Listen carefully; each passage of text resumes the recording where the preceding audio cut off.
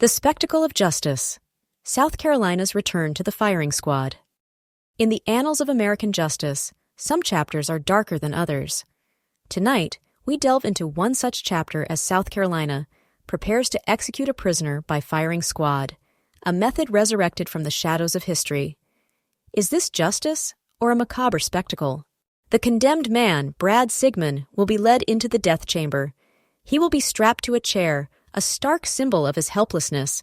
A target will be placed over his heart, marking the point of impact. He will be granted the hollow privilege of final words. A hood will then descend, obscuring his vision, severing his connection to the world. The curtain will draw back, revealing him to his executioners. 3 volunteer executioners will stand ready, armed with rifles. These are not soldiers in battle, but ordinary citizens tasked with ending a life. Their rifles will fire bullets designed to shatter upon impact. The aim is precise, the prisoner's chest, the very core of his being. The goal is swift death, but the reality is often far more brutal. Will this be a clean execution or a gruesome display of state-sanctioned violence? This execution marks a disturbing shift in South Carolina's approach to capital punishment. The state once relied on the electric chair, a relic of a bygone era. But the electric chair was deemed unconstitutional by the Supreme Court in 2022.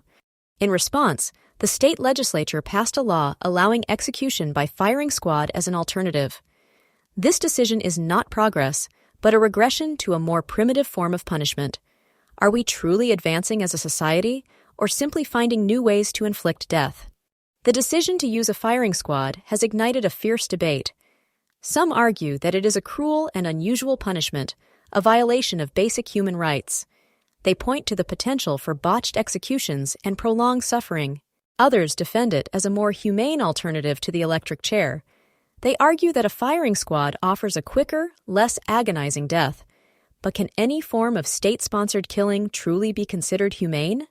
The use of volunteer executioners raises profound ethical questions.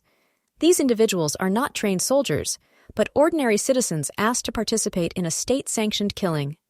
What are the psychological consequences of taking a life in this manner?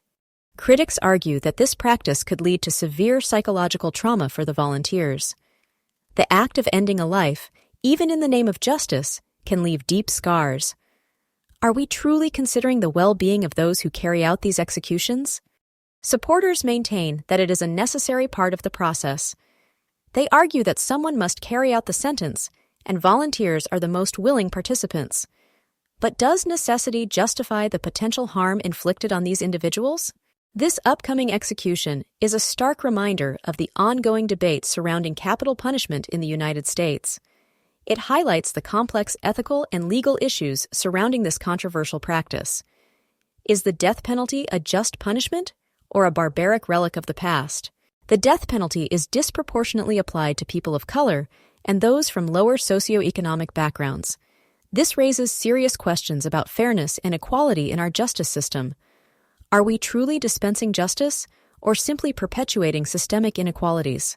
The execution is likely to fuel further discussion about the role of the death penalty in modern society. As we grapple with questions of justice, morality, and human rights, we must ask ourselves, what kind of society do we want to be? South Carolina is poised to execute a prisoner by firing squad. The execution is scheduled for Friday at 6 p.m. The prisoner will be strapped to a chair with a target over his heart. 3 volunteer executioners will fire bullets into his chest. This marks a shift from the electric chair, deemed unconstitutional. The execution raises ethical concerns and fuels the debate on capital punishment. The state claims this is about justice, about retribution for heinous crimes. But is it truly justice, or a carefully constructed illusion? The firing squad is not a symbol of justice, but a symbol of our society's willingness to inflict violence.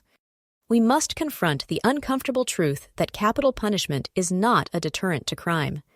It is a form of vengeance, a way for society to express its anger and grief. But does vengeance truly bring healing, or does it simply perpetuate the cycle of violence? The execution is a reminder of our own mortality, our own capacity for violence. It forces us to confront the darkest aspects of human nature. Are we capable of rising above our basest instincts, Or are we doomed to repeat the mistakes of the past? This execution is not just an isolated event, but a symptom of a larger problem. The death penalty is a flawed and unjust system that must be reformed.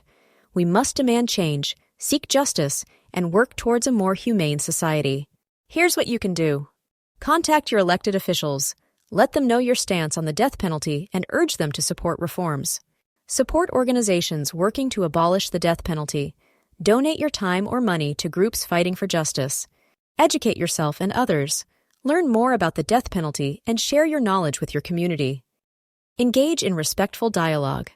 Discuss the death penalty with friends, family, and colleagues, even if you disagree. Demand transparency and accountability. Hold our justice system accountable for its actions and demand transparency in all aspects of the death penalty process.